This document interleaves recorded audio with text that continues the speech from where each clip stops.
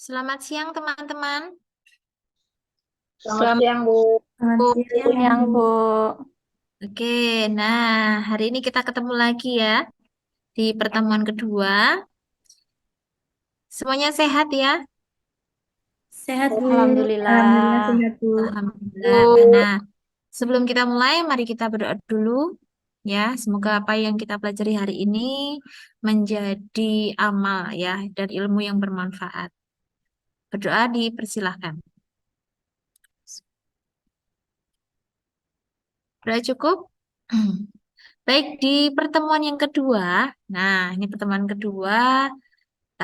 Kita akan membicarakan terkait dengan detail dari biaya. Kalau kemarin kita sudah overview ya, overview terkait dengan kontrak kuliah, kemudian akuntansi biaya itu apa. Nah, sekarang kita berdiskusi terkait dengan klasifikasi biaya. Nah, dari pertemuan ini sebenarnya kita harus mencapai pemahaman terlebih dahulu. Ya, mahasiswa yang pertama harus memahami, ya, kemudian bisa menjelaskan, kemudian ketika ada kasus-kasus kecil itu juga harus menjadi problem solving gitu. Nah, pemecahan masalah ini ya yang pasti harus sesuai dengan konsep klasifikasi biaya, kemudian pengukuran, pencatatan, dan ketika menyusun laporan biaya itu harus sesuai dengan standar akuntansi yang berlaku. Gitu. Nah, khusus untuk PMKM itu juga ada SAK-nya ya. Itu namanya SAK EMKM ya, itu juga ada. Tuh. Nah, teman-teman ketika mempelajari biaya, ya, itu harus mengetahui juga karakteristiknya, ya. Yang pertama itu berdasarkan fungsi, sumbernya, kemudian waktu dan volume produksi, ya. Itu masing-masing karakteristik itu eh, digunakan dalam perusahaan jasa, dagang, dan manufaktur gitu. Nah, kita lihat di background tampilan ya, ada pohon-pohon yang ini harapannya teman-teman ketika sudah mempelajari di topik 2 ini khususnya bisa tercerahkan ya, bisa atau mudah dipahami gitu. Nah, di topik ini ya, eh, jenis-jenis biaya yang saya sampaikan di sini ada 4, yaitu biaya tetap, biaya variabel, biaya semi variabel, dan biaya langsung. Nah, ini biaya tetap. Nah, biaya tetap di sini yang dimaksud adalah ya biaya yang dikeluarkan ya tanpa memperhatikan berapa jumlah produksi yang akan dikeluarkan. Nah, jadi teman-teman mau memproduksi berapapun jumlahnya, biaya ini tetap harus dikeluarkan. Contohnya, ya, contohnya biaya. Ayo, ini siapa yang mau berpartisipasi nih? Biaya tetap ini contohnya apa? Boleh. Ada yang mau menanggapi boleh. Kemudian nanti ada biaya variabel, ya biaya variabel ini biaya yang dikeluarkan itu sesuai dengan jumlah produksi yang dikeluarkan oleh perusahaan, ya. Kemudian biaya semi variabel, ya biaya semi variabel ini bisa kolaborasi dua-duanya ya, biaya tetap ada, kemudian biaya variabel juga ada. Ini contohnya. Contohnya adalah biaya telepon. Biaya telepon ini sebenarnya bisa masuk ke BOP juga, ya. Tetapi untuk jenis biayanya ini merupakan biaya semi variabel. Contohnya Atau simulasinya seperti ini. Ilustrasinya seperti ini. Biaya telepon ya, kalau teman-teman pernah mempunyai telepon ya, itu ada yang namanya abonemen. Abonemen itu tidak dipakai atau tidak dipakai itu akan dikenakan biaya. Kemudian biaya yang variabelnya ini mengikuti jumlah Mbps-nya atau kecepatan atau jumlah kita mengeluarkan misalnya kita telepon ke luar negeri atau ke luar kota atau dan sebagainya ya. Itu keseluruhan ini adalah biaya semi variabel. Nah, yang keempat adalah biaya langsung. Kalau biaya langsung ini artinya biaya yang memang harus kita keluarkan pada saat itu juga, ya, atau sering biasanya memang kita ambilkan dari petty cash, gitu, ya. Ada pertanyaan sampai di sini? Nah, contohnya tadi biaya tetap ya, biaya tetap ini seperti teman-teman kalau mau kuliah itu ya harus membayar SPP tetap dulu untuk registrasi. Nah, itu contohnya. Kemudian biaya variabel itu bisa kita ilustrasikan sebagai biaya untuk kita mengambil SKS. Berapa SKS yang akan kita ambil, misalnya 24. Nah, 24 SKS itu kita umpamakan sebagai biaya variabel. Gitu ya. Sudah jelas sampai di sini, teman-teman? Sudah, Bu. Oke. Bisa dilanjut ya. Ya, Oke. Kemudian, nah ini tadi yang saya sampaikan tadi ya, biaya berdasarkan objek pengeluaran. Ya, saya contohkan di sini biaya bahan baku, biaya tenaga kerja, dan biaya overhead pabrik. Objek pengeluaran yang dimaksud adalah, misalnya biaya bahan baku, berarti yang dikeluarkan adalah biaya untuk memperoleh bahan baku. Begitu juga BTK ya dan BOP. Tuh, ya. Berarti yang akan kita dapatkan adalah bahan baku, kemudian yang akan kita dapatkan adalah jasa dari tenaga kerja dan biaya dari misalnya air, kemudian listrik gitu ya, yang termasuk biaya overhead pabrik. Kemudian berdasarkan fungsinya, ya, biaya berdasarkan fungsi ini ada dua, ya, biaya produksi dan non produksi. Biaya produksi, nah ini teman-teman sudah familiar ya, familiar untuk perusahaan manufaktur, ya. Biaya yang memang dikeluarkan pada saat memproduksi produk, ya, membuat produk. Nah, kalau non produksi artinya yang tidak berkaitan dengan eh, produksi, ya. Misalnya hmm, biaya tenaga kerja tidak langsung, ya. Tidak langsung kan banyak ya, ada satpam, ada cleaning service, begitu ya. Nah, lalu biaya berdasarkan volume produksi, ya. Volume produksi artinya berapa yang akan kita buat jumlahnya berdasarkan pesanan ya. Di sini tingkatan biaya ada biaya tetap, variabel dan campuran.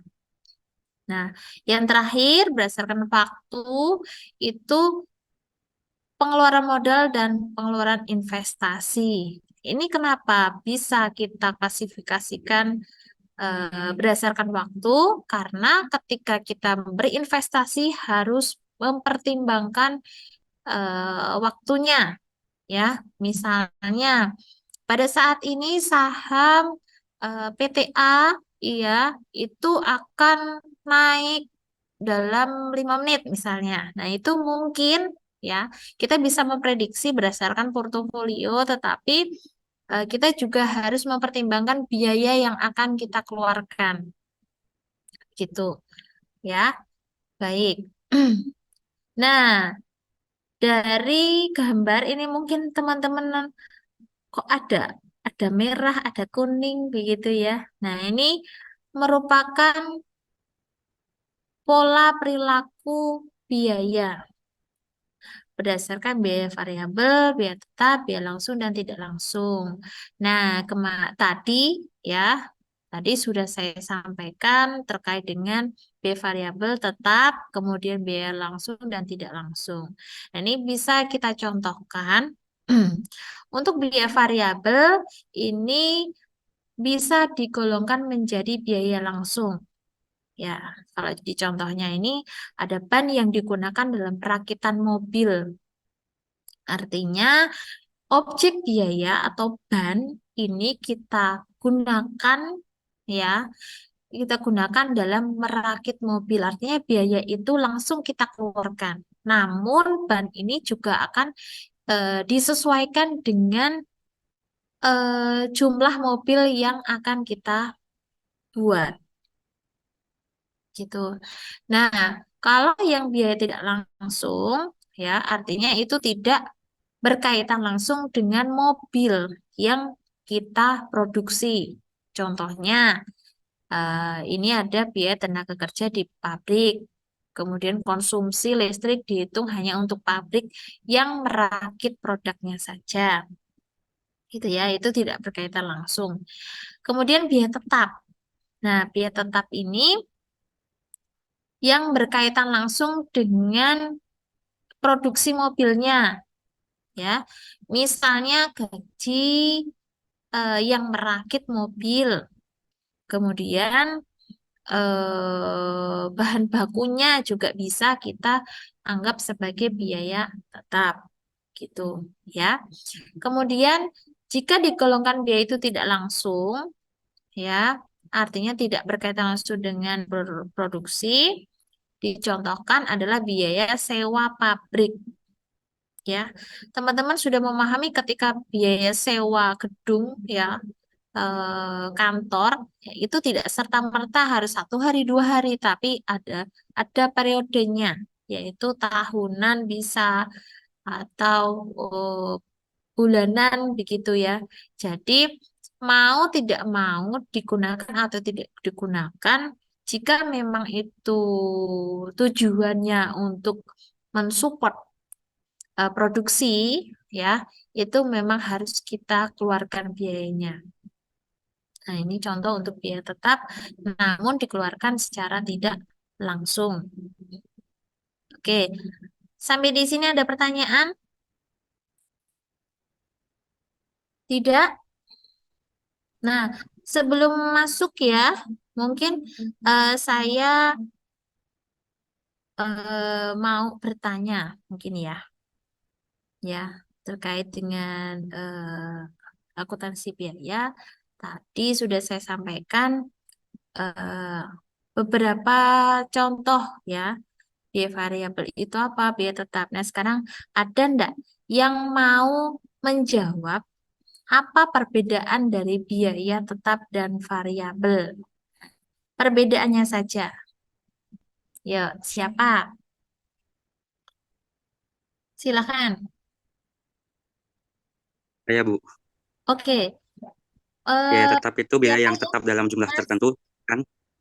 Mas Fajar ya? Ini Mas Fajar ya? Betul? Wajar, Bu. Oke, silakan, Iya, silakan. Bu. Iya, Bu. Betul. Ya, silakan Mas. Biaya tetap adalah biaya yang tetap dalam jumlah tertentu. Iya, Bu. Ini biaya tetap itu biaya yang tetap dalam jumlah tertentu, sedangkan biaya variabel berubah sejalan dengan peningkatan atau penurunan aktivitas produksi atau penjualan. Itu, Bu. Oke, mungkin bisa dicontohkan misalnya apa begitu? Tadi juga saya contohkan. Oh iya, Bu. Misalnya nih, Bu, biaya bahan baku itu termasuk biaya variabel karena berubah seiring dengan jumlah produk yang diproduksi, Bu. Oke, baik. Berarti sudah ada sedikit pemahaman ya terkait dengan biaya variabel dan tetap. Terima kasih Mas Fajar. Sama-sama, Bu. Oke. Kemudian, nah ini Saya lanjutkan lagi ya. Untuk klasifikasi biaya produksi. Nah, ini khusus untuk manufaktur. Ada biaya langsung atau direct material cost, kemudian biaya tenaga kerja langsung, kemudian biaya manufaktur tidak langsung, ya. Kemudian BOP, biaya overhead pabrik. Nah, ini semuanya akan di eh, akan menjadi komponen, ya, komponen dari perusahaan manufaktur. Nah, teman-teman, eh, tadi biaya bahan langsung sudah, tenaga kerja langsung sudah, manufaktur tidak langsung sudah, dan ini satu lagi, biaya overhead pabrik. Overhead pabrik ini biaya yang dikeluarkan selain dari produksi. Tadi sudah ya, saya singgung ya, biaya air, kemudian ada biaya koran, mungkin ada langganan, ya teman-teman atau apa namanya langganan situs-situs yang memang atau bukan situs apa sih namanya itu supplier begitu ya. Nah itu perlu jejaring yang memang khusus ya. Nah hari ini kita sudah cukup untuk membahas terkait materi. Mungkin ada pertanyaan? Silakan. Ibu izin bertanya. Baik, silakan. Mbak Safira ya? Ya, Oke. untuk pertanyaannya, mengapa dalam dunia bisnis klasifikasi biaya sangat dibutuhkan dan sangat penting untuk diterapkan? Terima kasih. Oke, terima kasih Mbak Safira. Mungkin ada yang lain atau perlu saya tanggapi dulu atau mungkin ada yang teman mau menanggapi boleh? Atau satu lagi pertanyaan? Silakan.